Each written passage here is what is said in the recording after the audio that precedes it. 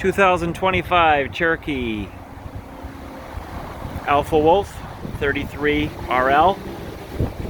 For a larger family, this is going to be one of the best floor plans they make. On the outside, first of all, you have two awnings. One to cover the main area, and one to cover the rear area over by the outside kitchen. You got an ice maker, large refrigerator, plenty of spot to prep your lunches. And then coming on inside, dual opposing slides in the living room. You got an island kitchen, plenty of prep area everywhere you look. Large refrigerator, you got your stove, plenty of pantry storage. You got your little mini couch looking straight over at the huge TV with a fireplace down below. And you got a couch in the back also. Just a nice little living room there. So you got your living room separate, and then over here you got your kitchen.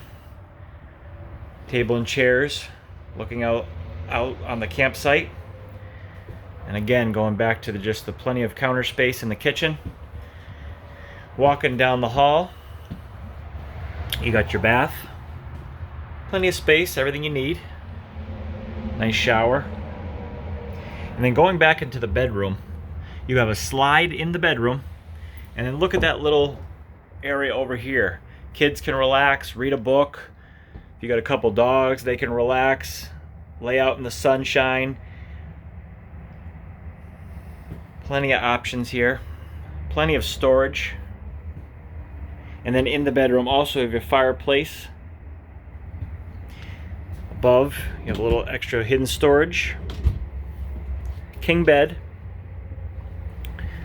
Plenty of storage on the opposite side of the bedroom also. And again, this little sitting area in the front, perfect spot, like I said, to snuggle up and read a book.